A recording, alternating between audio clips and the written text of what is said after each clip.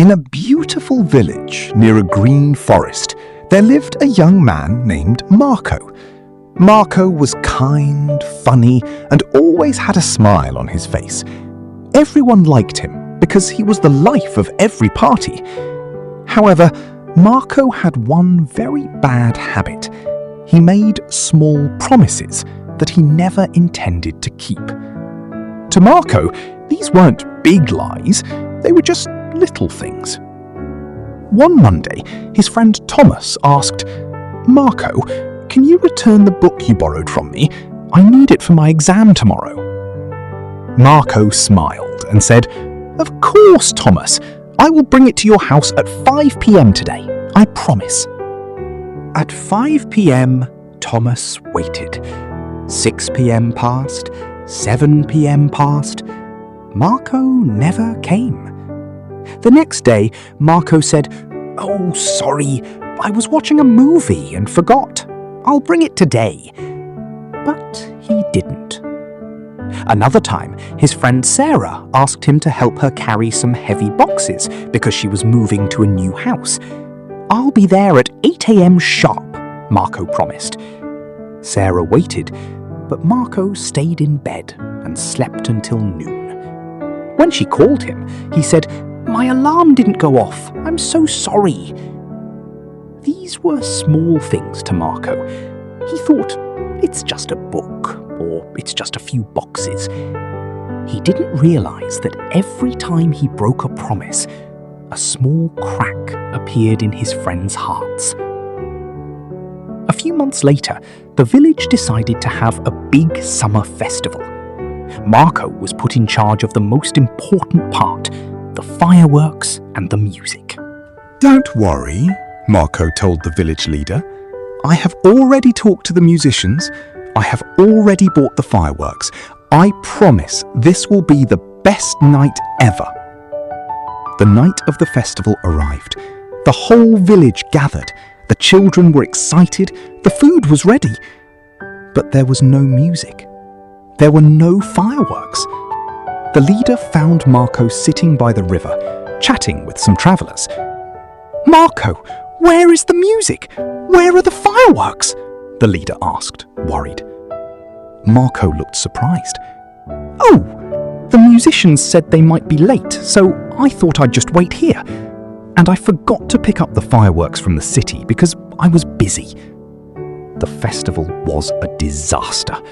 The children cried and the villagers were very angry. For the first time, Marco saw that his small habit had caused a big problem. But even then, he thought he could just say sorry and everything would be fine. A week later, Marco was walking in the forest when he tripped and fell into a deep hidden hole. His leg was hurt and he couldn't climb out. He was scared. Soon he heard footsteps. It was Thomas and Sarah walking nearby. "Help! Help!" Marco shouted. "I'm stuck in a hole! My leg is broken! Please help me!" Thomas stopped and looked at Sarah. They remembered the book. They remembered the boxes.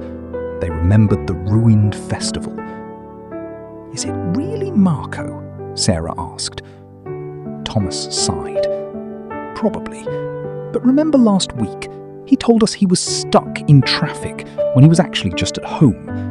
And remember when he promised to meet us and never showed up? He's probably just playing a prank on us to get attention."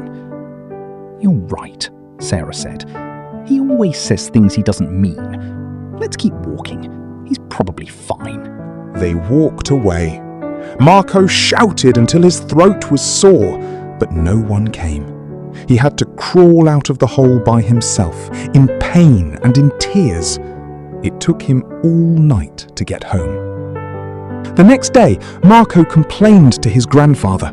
"They left me there. They are supposed to be my friends. Why didn't they believe me?" His grandfather sat him down and took out a small jar filled with sand. "Marco," he said, "trust is like this jar of sand. Every time you keep a promise, you add a grain of sand.